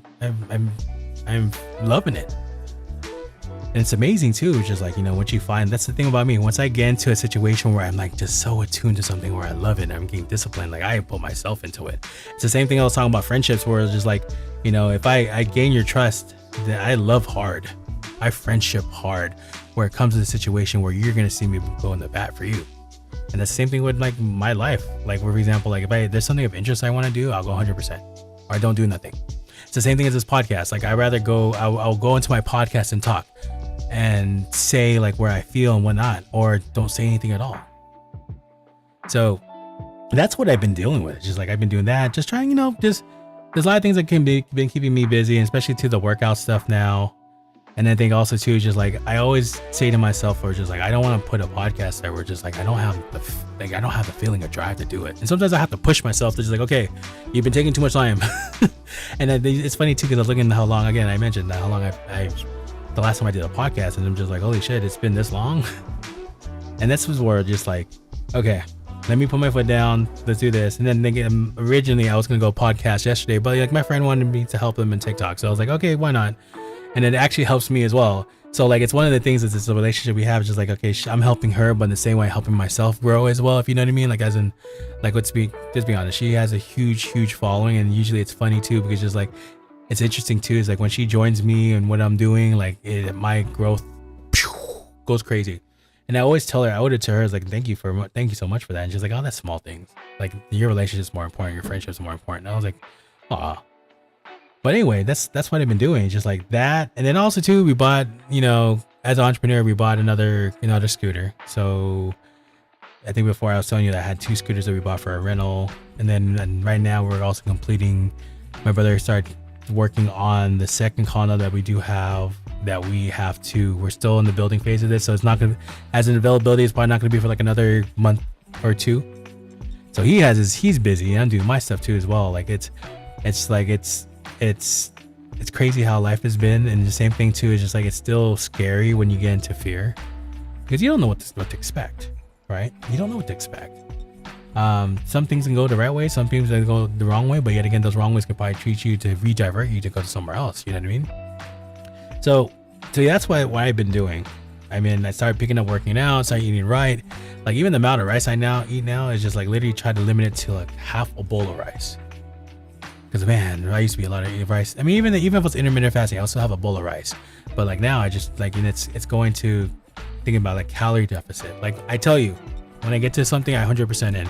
So not only am I just working out, that means food. The food intake is very important to me because if you, well, like what's the point of it? I was mentioning before, what's the point of working out if you're not going 100% in with your food? And people say that all the time. We're just like 80% of the time, like 80% of it is what you put in your body. So you can do all the burpees you want, but if you're eating McDonald's all day, or you're eating the most healthiest processed food ever, then it's just you're basically going 5 steps forward, 10 steps back, and you're always on the hamster wheel, where it's just like you're not going anywhere because it's what you're doing. So anyway, transitioning to what we're doing, what I wanted to talk about, and this is where like it's the most important thing, where just like sometimes it will stall someone's growth, or sometimes it'll make some people not go for their full potential, and it's fear. Now let's be honest here, like with fear, you can look at it different ways. Like fear can be something in which like it's instilled fear. Like for example, the things that you see around you in which things are happening. Well, let's be honest right now. The things are happening in the world right now without describing what they are. We all know what's happening right now, especially if you drive a car or you use things with gas. You see what's happening here, especially in the Philippines. It's crazy. I think we're paying for gas like double the amount, triple the amount we paid now before I got here. But it's just like, it's one of the things is like the instilled fear, or people, you see the news where just like, oh my God, this is happening now, you got to be careful. Or just like, oh my God, like this and that. Like, or even the situation where I like, and this is, I'm gonna talk in the perspective where I want to talk about, where just like someone who's trying to go for something, but however people, places, events that they feel is controlling them, it's telling them not to do it. And then sometimes it happens where just like, I don't want, then they don't, or sometimes in life, when those situations do come, where it's a situation where like things are telling them, no, you can't do this. I don't believe you should do that, bitch. You're going to lose my friendship. Or I can't believe you're going to do this, and you're going to look crazy. And then people realize it because of like, the dynamic of like, okay, I don't want to lose this friendship, or I don't want to feel like I'm an asshole. I don't want to feel like this. I'm just going to I'm going to stay and agree with them. And again, there's nothing wrong with that. Like, I'll be honest with you, there's nothing wrong with that. If you want to float on and just be comfortable all your life and not worry about that and just live the way you live, or you're happy with exactly everything that's happened to your moment. Like I would say, and I have plenty of friends like that where just like, they're in the mode, or had friends where they're in the mode where they're just happy just growing a family and just doing the same thing. Even if their job is the most mundane shit ever, where they literally don't have to work every day because no one has no idea what they're doing, but it's boring as fuck. But they just say, okay, well, I'm still doing it and I get paid a lot. I mean, if you're comfortable doing that, just shit. To each his own. Now, that could be like, using that situation, that could be something where it's just like, the fear induced stuff happened where it's just like, it made him think about like, okay, well, I'm not going to do that, because I've heard many stories about, for example, if I don't save my money from retirement, I'm going to be in a situation where I'm on the street. Like, in the not the Philippines, but United States, that happens a lot. If you look at, for example, this is the thing, like, especially in the Philippines, I had to mention, I had a conversation with the owner of that fitness retreat I go to. It's called a fitness resort. So I had a conversation with a guy at the fitness resort. We were just talking about San Francisco. Like, most people here in the Philippines see San Francisco as the best glamorous stuff and blah, blah, blah. However, they don't see the turmoil that's on the streets. And what I mean by turmoil is the homelessness, the people that feel without seeing what they have to do, like they are inducing themselves with stuff. And you see them, like the after effects, what they're doing on the street. Like, you don't see all that stuff. And it's just like, it's wild. We're just like, for example, like people like see the rosy things and just like, I look back and just like, thinking about like, okay, wow, like how grateful I have stuff over here. And sometimes like, people get induced to the point where like there's so much fear in their life where they feel like there's no more way out. Like, for example, and that's pretty apparent where like in the United States where, if something happens to you where it could be very like financially breaking for you, it can be a matter of like, okay, well, you used to live here and now you're on the street because you can't afford it. And then one thing leads to another where like the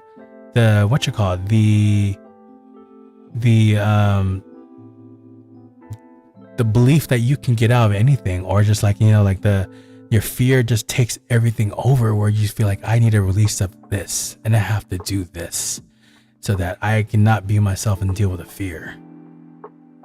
And that's terrible. Like, just talking in that perspective of just like where the people who get stuck there, and then to each his own. People may think otherwise of what I'm talking about, but I think for the most part, I'll be honest with you, for the most part, it's the truth. Like those, do you think people who are going through homelessness in the Philippines is different, because I think they're more resourceful to figure out how they could do it, and I see it's amazing where that small amounts of money they're able to make the most meaningful shit out of it.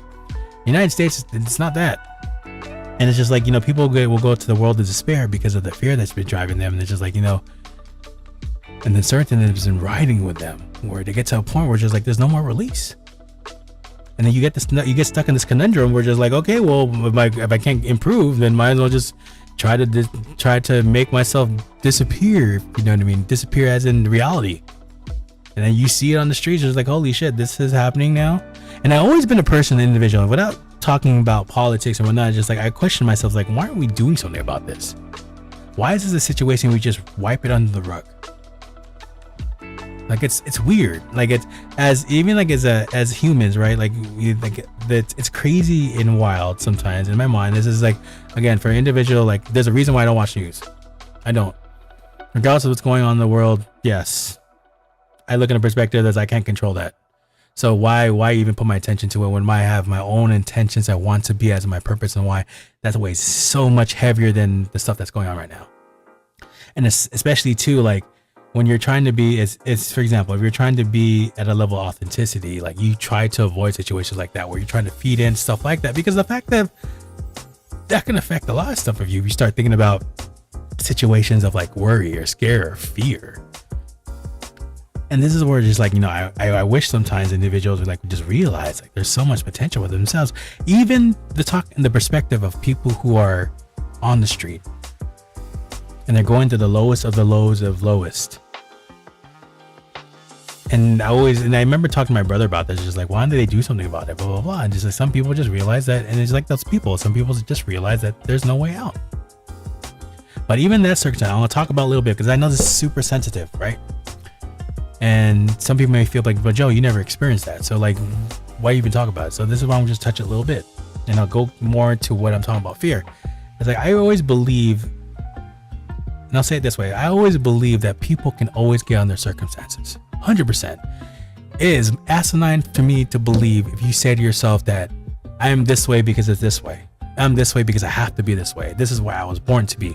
Blah, blah, blah, blah, blah, blah. I can't change this. Who blah, blah. I'll be honest with you, that's some bullshit. I mean, yes, for people who are going through a lot of problems in the street, yes, it can be super duper difficult because they're probably in a dimension of themselves where it's just like it's hard to get out. But maybe crossing my fingers, those individuals will wake up one day and it's like, I don't want to do this anymore. I'm going to empower myself to do it. And this is the main thing I'm talking about, just empowering yourself to get over the fear and make a better version of yourself, to the point where you realize it's just like, yeah, there's something more important and that thing that's important is myself. Like I've seen the stories of people who have been going through homelessness, and they just realize and wake up that this is not them anymore. They don't want to think about it. And they realize like, oh wow, there's people that actually care for me. So I'm going to do my damnedest to get out of this. And that's my pure best example of that, of getting out of your fear. And then you see those videos where it's just like, yeah, I used to be this. I used to be using a lot of drugs and heavily on drugs, and look at me now. And you see a totally 100% different individual at the end of the day. And this is why I tell you, like, yeah, I mean, fear can push you down so far down that you don't even recognize yourself. But until you get to the point in which you realize that you yourself can get out of it, it's so much of a, what do you call that? It's so much of a mind-opening thing when you realize that you actually are empowering yourself to get out of it. I mean, it's the same thing as we're kind of segueing out of it. Like the same thing as the people who tell me like I'm introverted and I'm introverted. This is who I am. I think in my mind I've been thinking about that. Just like, yeah, well, you can change being introverted.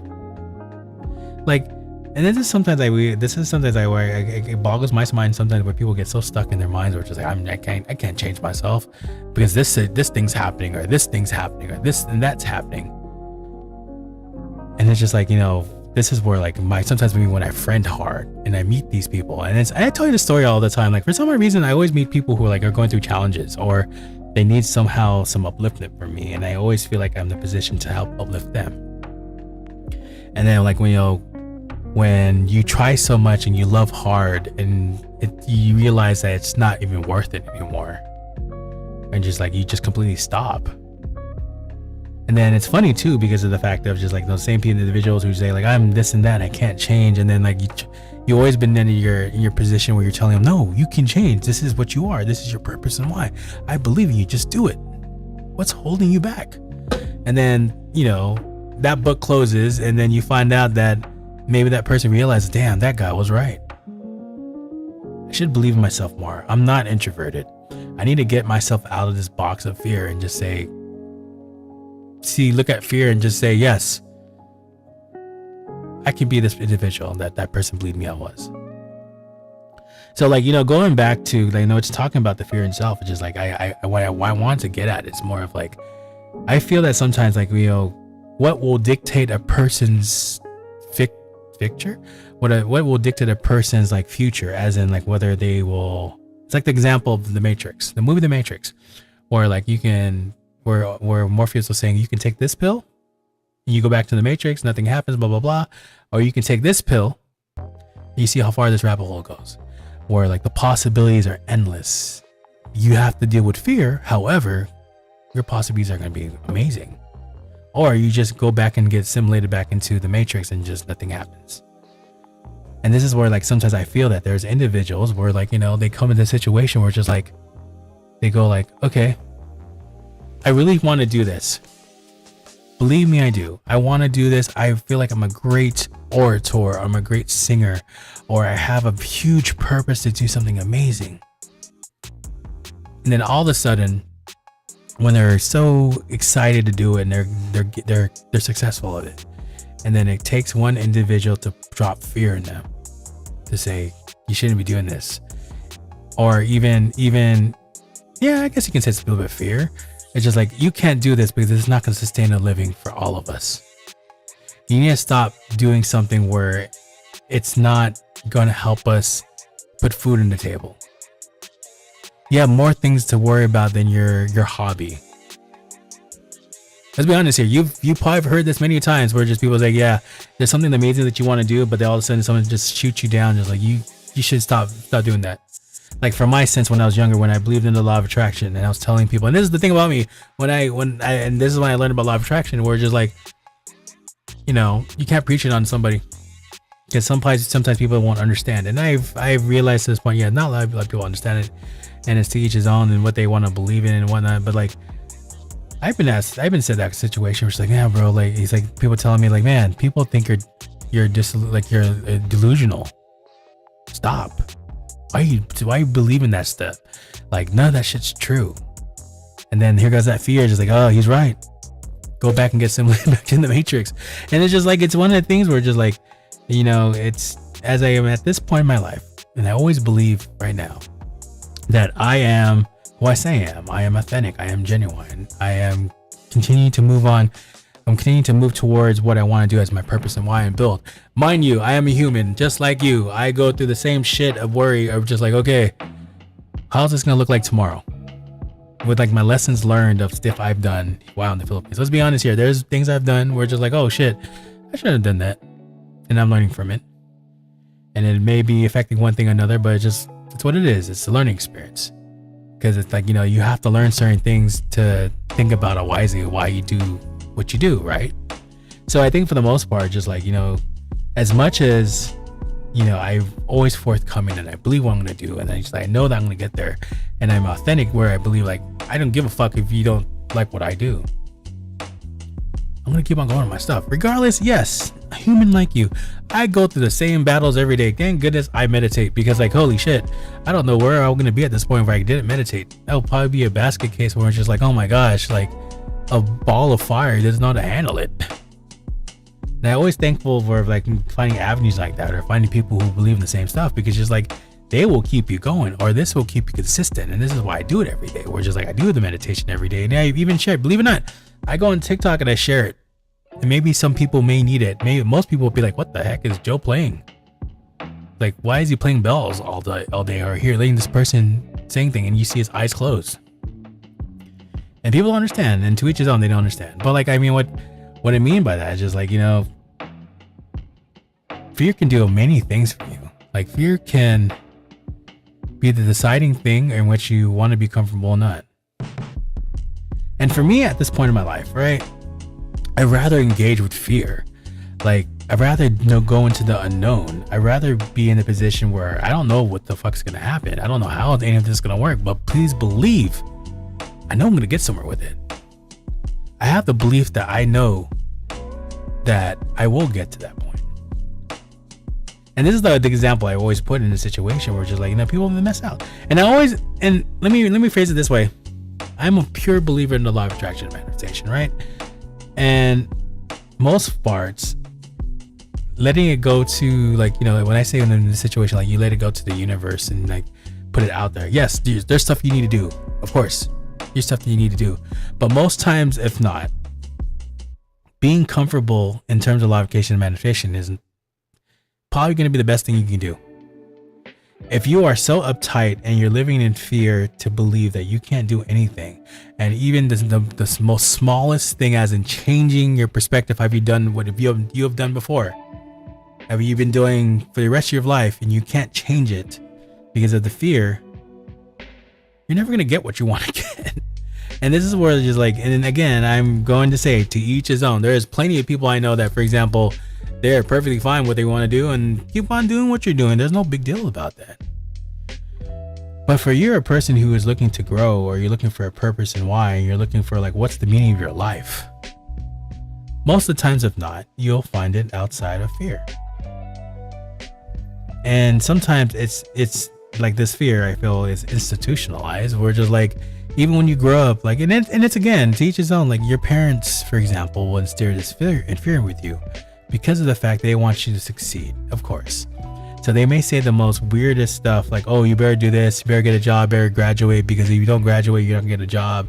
Or the side things are like, oh yeah, like, you better make sure you do this because you're gonna be behind your friends, or you're behind your relatives, and this and that. And then just like you put in this mold of fear, just like, oh, I gotta be good, I have to go to 4-year college, I have to do this, I have to make sure I make my parents happy, and blah blah blah, and this not, and be inside of comfortability. And that's perfectly fine. When you're younger, it's perfectly fine, because it's guiding. Your parents will do that because of the fact they want to make sure you're safe. Or sometimes, like, given my parents who were immigrants in the United States, where they went from the Philippines to the United States to make a better living. And that's what I'm saying. There's individuals who will come from the Philippines, and I see it all the time, where like, they want to become a nurse, and they probably love the job, but honestly, like, the amount they get paid for being a nurse in the Philippines doesn't really make them a lot, but they can go to like the United States, for example, and make 100 times more. And it comes to like, oh my gosh, and they come to the realization when you make so much money like that, we're just like, holy shit, I can afford this, I can afford this, I can do this. I can never do this in the Philippines. Now I can do it whatever I want here. And that's where it's just like, that's another way, inverse way of saying like getting over the fear. People who are just stuck in the ways they've been living because they're just saying like, oh, it feels better here. If you go over there or you do this, you don't know anybody, you don't know this, blah blah blah. But some people are just like, no, I'm gonna do this, and then finding their own way. We're just like, holy crap, this is probably the best thing, the best experience. I can do this. Like, I have cousins where just like, they came from the Philippines, and then they're living the best life now. Like, I think one's the wife is a nurse and he's a nurse prac. And they have the expensive car. They go travels everywhere. They went to Antarctica and stuff like that, and living the best life. But it didn't start until getting over the fear. Immigrating to the United States from the Philippines, knowing the unknown of like what could potentially be, and they did. And look for the best for me. And that's like the same thing as like for anything. For what I'm trying to get at, it's just like where you're never gonna know. Like, honestly, you're never gonna know what is out there for you if you don't sense any sense of fear, if you don't go through the fear. Like, most people don't do anything because of the fact of like it's too scary or just like too much. I think it's like if I ever related to, for example, my friend Lisa girl, Ghost Hunter. A lot of people like talk shit to her or give her hate because they don't fucking understand. They don't understand like the experiences she's showing to show them that they exist. You know what I mean? Like, and people always will bash her, like, why are you doing this? Why are you doing this? I don't believe in this stuff, blah, blah, blah. Like, because, like, it's the fear of, like, okay, well, like, it's scary. And also, too, just, like, why are you putting yourself at risk? But, like, for her, like, she's getting out of her comfort zone. She's getting out of the fear.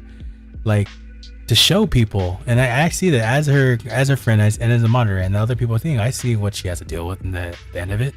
And me as a friend, I always say, like, every time when I see something going wrong in a like not something going wrong, but I see like something's physically affecting her. So if you believe it or not, like, for example, in order to talk to spirits, sometimes they go they take your energy. And I can tell something like that happens when she's like, oh, I have a headache. Oh, I don't feel good. I feel like I'm gonna fall down. And I take that perspective. And that's why I always see, like, she always has panels up where just like, at first thing I asked when she brings me up, I was like, are you okay? She's like, oh, I'm okay. I'm good. Because I know that. I can sense it. Like, I can say, like, if something's going wrong, like, she's not 100% because, like, she's getting affected by it. But I mean, going with it just so that we don't derail what we're talking about, just like, her getting out of the comfort zone of fear, like her deciding to, and I asked her, like, how do you even get to this point? Like, how did you even decide to do ghost hunt? And she's like, oh, one of my people, and like, it's like, she was doing something totally different on TikTok before. And then I guess someone just suggested in her chat, like, why don't you do ghost hunts? And then she's like, fine, let's do it. And then, one thing led to another, and look at how big she is. Like, if you take back if that deciding line where someone told her you should do a ghost hunt, and she's like, oh, I'm not doing that shit. What would she be at this point? Until now, she's like, okay, let's do it. Game on. And look at now, she's getting all these experiences and like has a huge following, and people, like, I'm thank goodness now, like, a lot of wonderful stuff. Like, I talked to her today, just like all the wonderful stuff she never expected to happen before is happening right now. And I think it's because of the growth of her. This is her journey where, like, everything's finally coming full circle with it. Maybe it just needed the right people to come in. You know what I mean? The right people to come into her life to say, here we go. This is how valuable you are. This is your time of gratitude to show you, like, this is why you keep on going with stuff. Even though there's plenty of people who are going to push you down and say, like, no, stop doing what you're doing. You should stop doing it. You should go home. You're in danger of your life. Or in her itself, like, even like, for example, for me, like, as a moderator, as I care of her wellness, and I'm just like, I tell her, like, yeah, you can do whatever you are, because I know your limits. But like, at the end of the day, like, going back to what I'm saying, which is like, she's the best example of getting out of your fear. And look how far she's gone. She's fucking successful. As much as she's modest to say, like, no, I'm not. No, you are. And it's the same thing as, like, the potential of her as herself when she goes somewhere else, whether it's through YouTube or another option she mentioned to me and some other people. Wow, you have so much potential for yourself to even get bigger. Again, that's a good example. Now, like, even for me, if I never made the decision to follow what my parents are, to follow the purpose of bring my parents here, I would never figure out what this is. I would have been still in the rat race in the United States. In the perspective of working a corp job, would I have been happy? Probably not. I wouldn't be as authentic I am right now.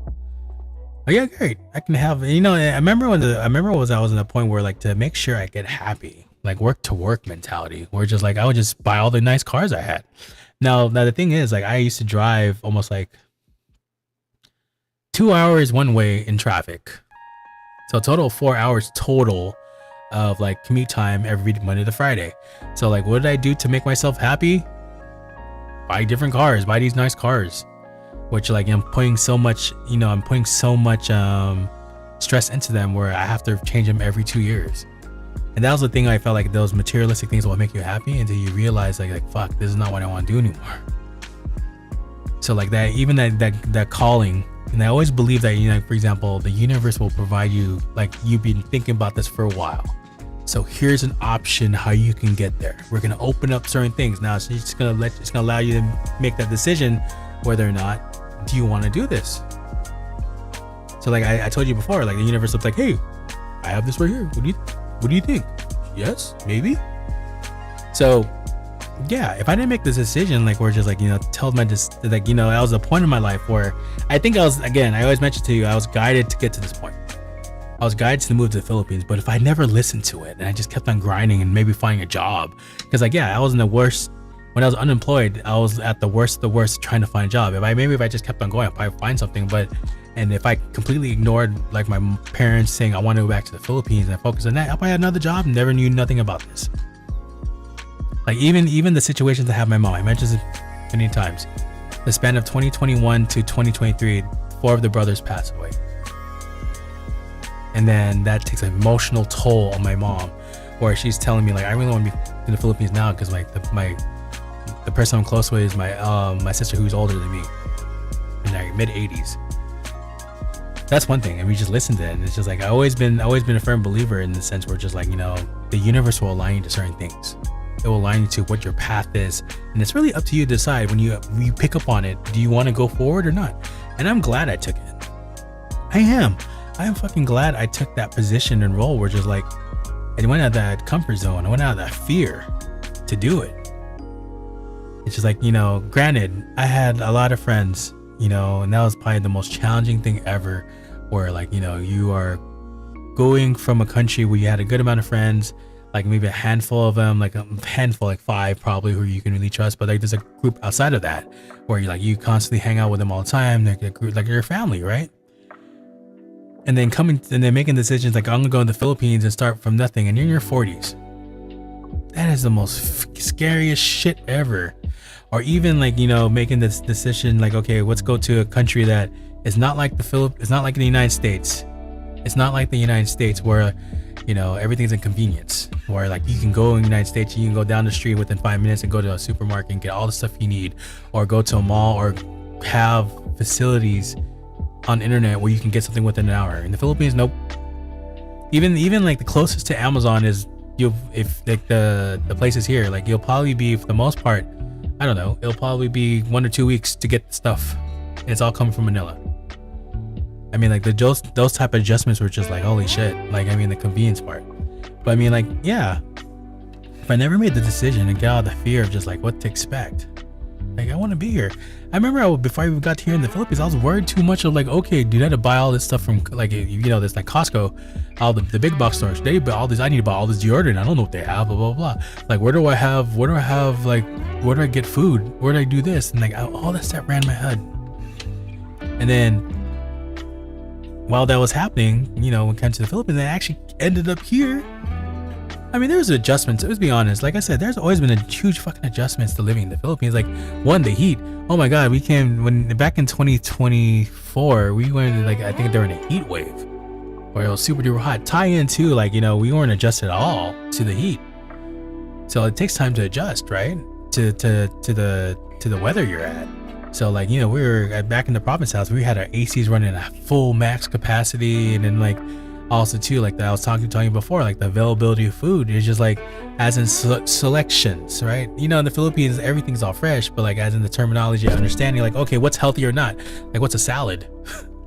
Like when you're deep in the province, they probably don't have a lot of salads. So that's where the challenge of just like, you know, for example, finding things that will help you benefit your well-being, probably not.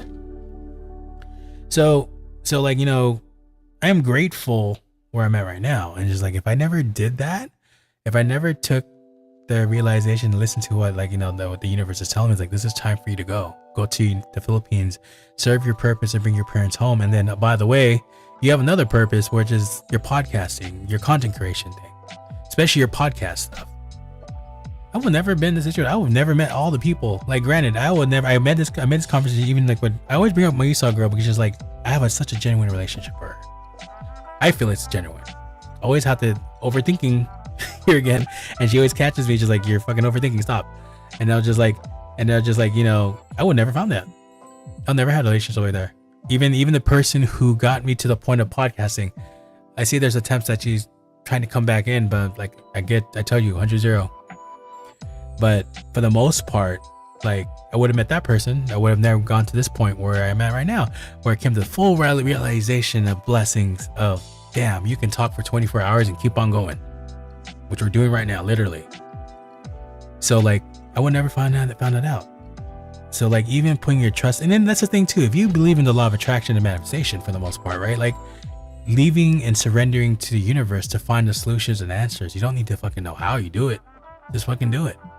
I mean, like, you don't need how to do it. It will come up to you. It will arrive.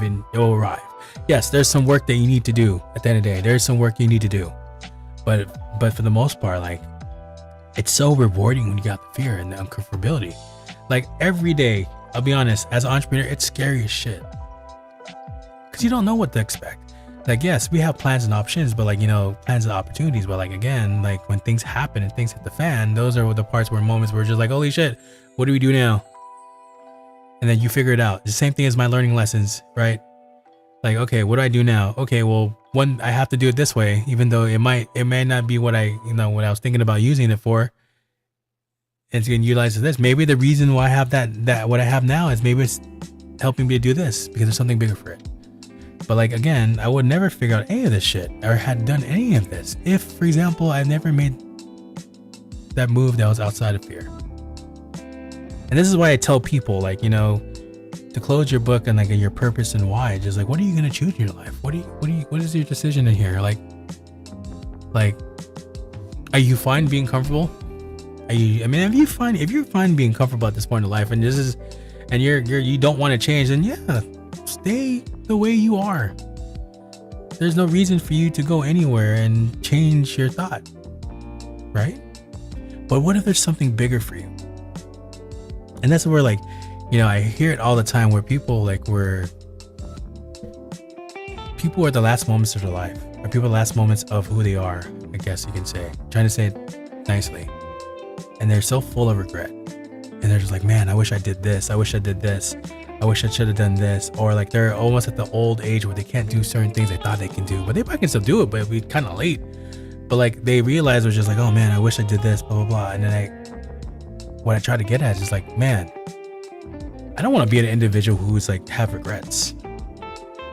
And it's just like, imagine if you did that. We're just like be full of regrets and just like you haven't accomplished anything. Like, and you come back and you come and realize it's just like, man, if I wasn't so fucking scared and full of fear, I could have done something with it.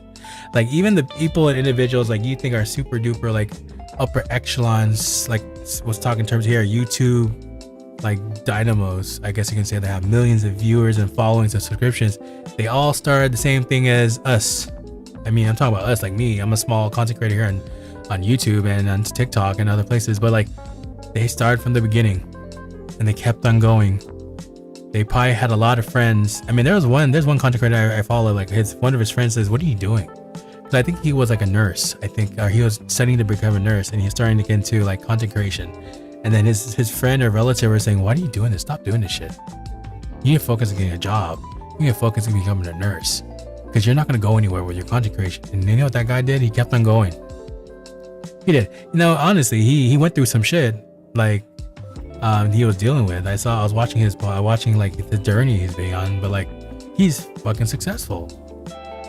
And it's interesting too, because he made a comment in one of his videos, like, yeah, that same guy who told me like I should stop this content creation game because it's unrealistic and I'm not gonna go anywhere, fear. And now he supports and believes in me. He's like, wow, bro. I remember he told the story, he's like, wow, bro, like you did it. You're amazing. Like I'm so envious of you. Like you can do whatever you want now, and I'm doing this. And this is what I tell for people. This is not for selected full. This is not for selected few. This is also for you. The people who are touching this video and just trying to figure out like, fuck, man. And people might look at me as like, oh, why am I gonna believe someone like you? You have 2 chains, you live in nice comfortability. Like I'm talking in terms of people watching the Philippines. Oh, I have this, but it's just like how can I believe in you? It's up to you to believe in me. But at the end of the day, like how long? What are you gonna get yourself in this situation where you're like, are you gonna address your fear or not? And if you're an individual, like for example me, arriving in the Philippines and getting to content creation, I tell the story before. My going away party, one of my friends mentioned to me, he's like, how much I bet, Joe, you're going to become a content creator? Because you're going to have a lot of downtime. I guess that person was right, because yes, I do. Let's be honest, as an entrepreneur, you do have a lot of downtime. But for the most part, like I would look where I'm at now. And this all started. I'll give you a little bit real quick. This kind of all started because I was starting to post content on my personal page, and I was like, wait a minute. Okay, let me go try this out. Let me go do this content creation game. And this is where like I'll think about, okay, what's gonna be viable here in the Philippines? TikTok.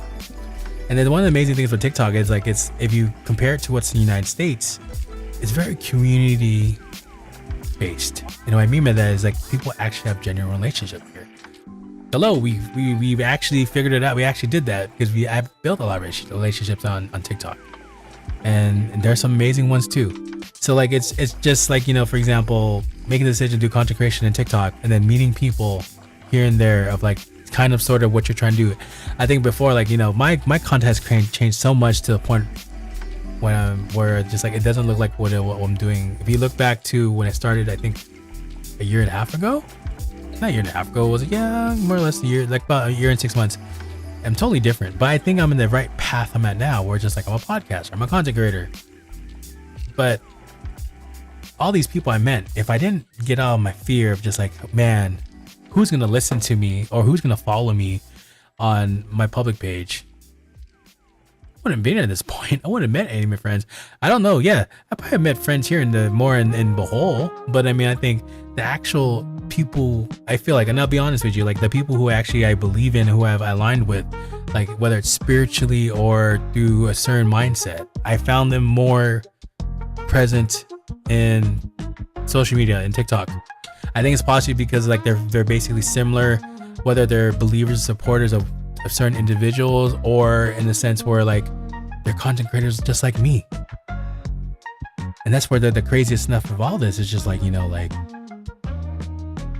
if I didn't get out my fears, if I just said, no, I can't do that. Because I remember like when I first started TikTok, I was a viewer. So I would just go around. I think my way of ice breaking people back then, I was like play music. So I was just going random people's lives. I didn't have no vision until I met this one person. And then I paneled with her. And then somehow, some way, she inspired me to become this.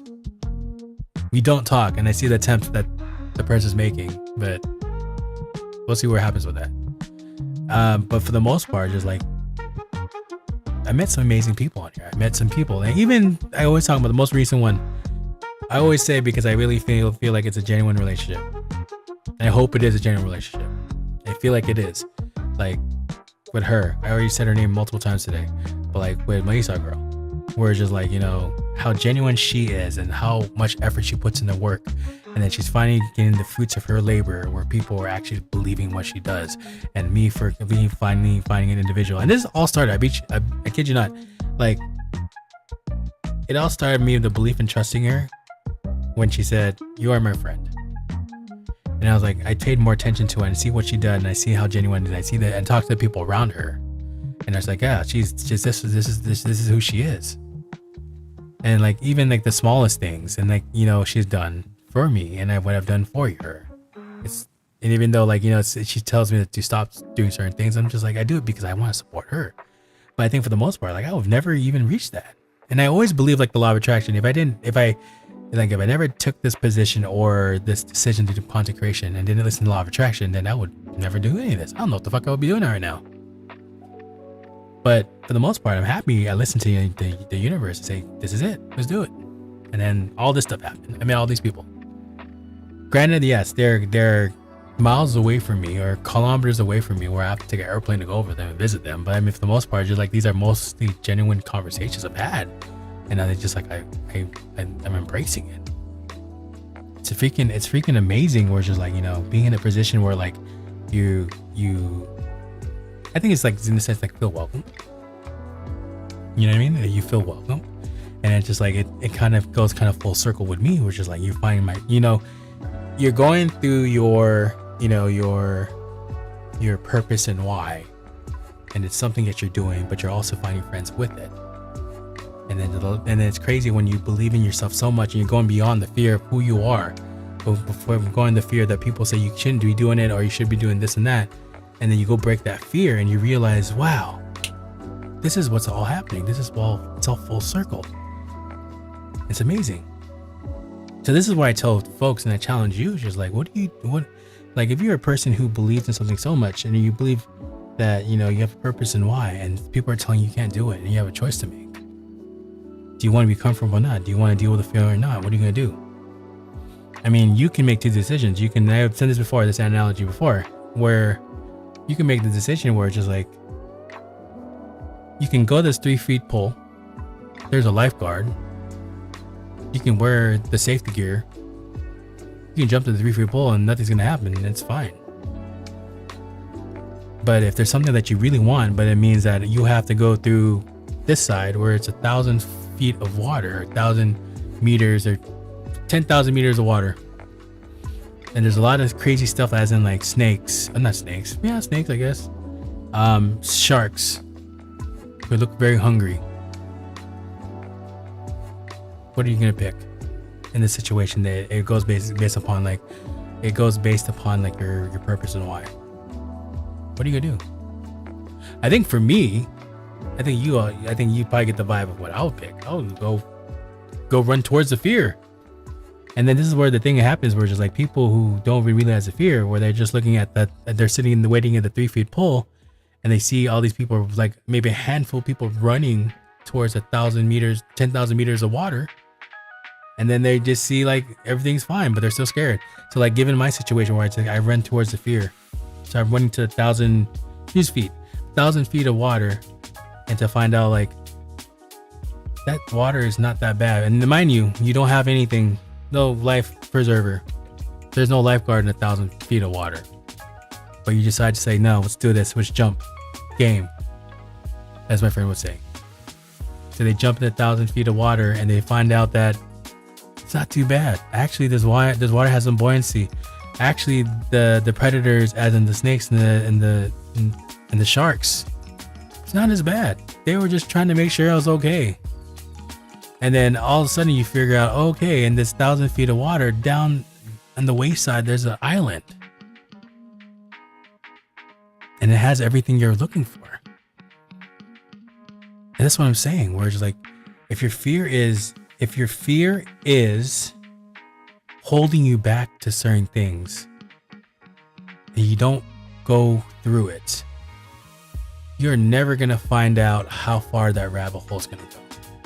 Never will. You'll probably just be stuck where like you're stuck in the matrix in the office chair, just doing the daily 9 to 5. And if that's fine with you, that's fine with you.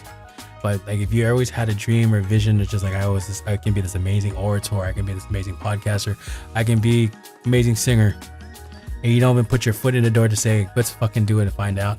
And I'm not talking about like, yes, run to 1,000 foot of water, but obviously it's gonna be baby steps to get there, because there's gonna be probably a lot of obstacles to get there before you even get to 1,000 foot of pull. But once you look back and you realize like, holy shit, the amount of fear I had, it's instilled fear, and it was not as bad. And you realize like, wow, like it's actually okay over here. There's no qualms or issues over here, where it's just like, okay, I really thought I was gonna not go through anything. And then you find out like the best thing that you ever wanted in your life was an instillment of fear. So that's why I tell you folks, it's just like, well, yeah, you come to a position where you're like at your purpose and why, and like what you want to do and what you want to be. Like, as much as how crazy this world is right now, let's be honest now, it is kind of wild and crazy, where just like the amount of things that are occurring in the world, and people are instilling fear left and right, and just like saying, oh, this is what's gonna happen. Like I see it with my dad. As much as I ask my dad's like, he's in his 80s, he's like 79, and I always ask him like, what's going on, and he's like, oh, I'm not listening to that, blah blah blah. But I know he's in tune, because he watches news every day about the circumstances of what's just happening in the world. I'm not trying to explain. Again, if you have a TV, you have some way of what I'm talking about, you know what I'm talking about. But he has his eyes glued onto the TV screen to see like, okay, this is what's happening now, and all this and that, and just so into like their mind is so thing, and then the fear installment comes in. And my dad's one of the things where just like he'll talk about like being the knowledge orator, is like, this is what's happening, blah blah blah. Oh, we're gonna go do this and this and that. And I take it some certain people like we're just like in the same way, where they have this gift again, and then the bunch of friends around them is like, no, don't do that. Do you understand, if you do that shit, you're gonna lose our friendship? Or do you want people to hate you because you're different? Do you want people to not be your friends anymore, or not understand what the heck you are and just laugh at you?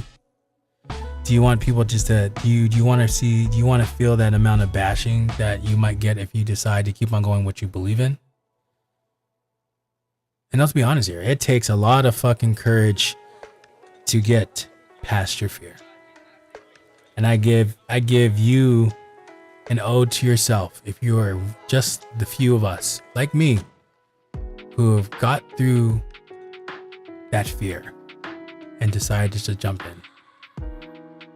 And again, I'm going to say again, I'm not going to say that life is perfect and life is this and that. I have my own calls. I already talk about my overthinking and whatnot, but just like for the most part, like I really feel like I'm on the best version of myself. I really firmly believe I am authentic and genuine. 100%. Would I have ever reached this point of the best version of myself if I was in the United States? If I never took the risk? I don't think so.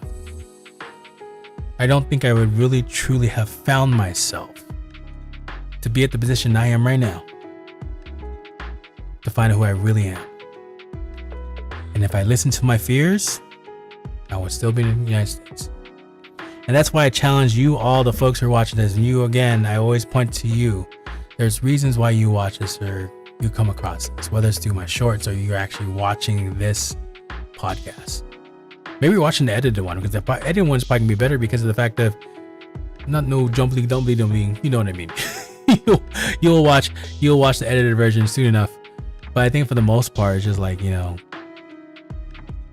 going through the motions of it, or going through and processing that your fear is not so bad, that you actually decide to make the decision to get uncomfortable. Whether it means, like, for example, for me as an expat, yeah, I'm an expat. Me as an expat going to a third world country, as people might say it. I don't think it's a third world country. It's just a different country, United States. But like the amount of comfortability that you're going to receive, and you see, like, oh my gosh, the potential of what you can do. For me, come from the United States, come to the Philippines, there's so much opportunities that are open to us because we opened ourselves from that fear. And thank goodness, like, my brother was so much full of fear, like the first 2 years where we were here.